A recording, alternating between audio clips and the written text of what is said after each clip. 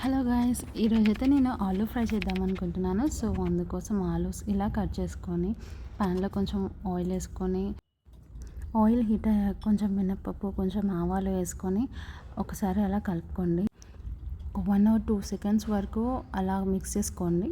And తర్వాత జీలకర్ర వేసుకోండి. ఎందుకంటే ముందే జీలకర్ర వేసేస్తే త్వరగా ఫ్రై అయిపోయి అవి కొంచెం మాడే ఛాన్స్ ఉంటాయి. సో అందుకని పోపు దినుసులు అన్నీ మిక్స్ చేసుకొని పెట్టుకోను. ఇట్లా డిఫరెంట్గా వేసుకుంటేనే బెటర్. అండ్ నెక్స్ట్ వెల్లుల్లి రెబ్బలు వేసుకోండి. ఒక 7 to 8 అలా దంచేసుకొని వేసుకుంటే చాలా బాగుంటుంది ఫ్రైస్కి. ఒకసారి ఇలా ట్రై చేయండి. కొంచెం ఇవి వేగాక ఉల్లిపాయ పీసెస్ వేసుకోండి. ఒకసారి మొత్తం మిక్స్ చేసుకోండి.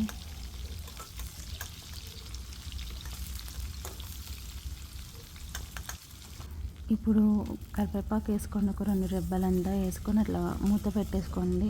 మొత్తం ఫుల్గా కాకుండా మన మీద పడకుండా అండ్ స్టవ్ మీద కూడా పడకుండా అలా పెట్టేసుకుంటే బెటర్. అండ్ నెక్స్ట్ నేను తాలింపుకి సరిపడే సాల్ట్ మాత్రం వేసుకున్నాను, మొత్తం కర్రీకి కాదు. అలా అయితే ఆనియన్స్కి మంచిగా పట్టుకొని ఆనియన్స్ కూడా చాలా టేస్టీగా ఉంటాయి. ఇప్పుడు ఒక 1 minute అలా మూత పెట్టేసుకొని ఉంచేయండి. తర్వాత తీసి ఒకసారి కలుపుకొని కొంచెం పసుపు వేసుకోండి.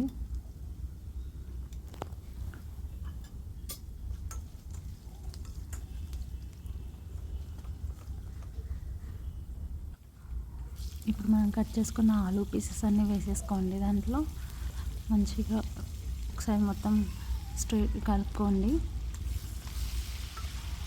కలుపుకున్నాక ఒక 2 minutes అట్లా క్లోజ్ చేసేయండి. 2-3 minutes మధ్య మధ్యలో ఒకసారి కలుపుకుంటూ ఉండండి.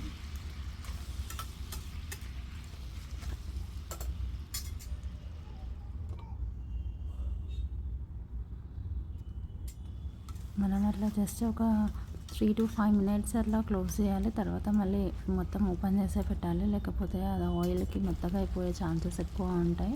నేనైతే కొంచెం సాల్ట్ వేసుకుంటున్నాను, ఎందుకంటే మంచిగా పొటాటో పీసెస్కి పట్టుకోవడానికి సాల్ట్ అనేది.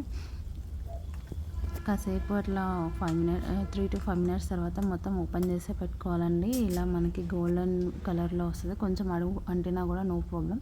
ఇప్పుడైతే ధనియా పౌడర్ వేసుకుంటున్నాను, ఒక 1 స్పూన్.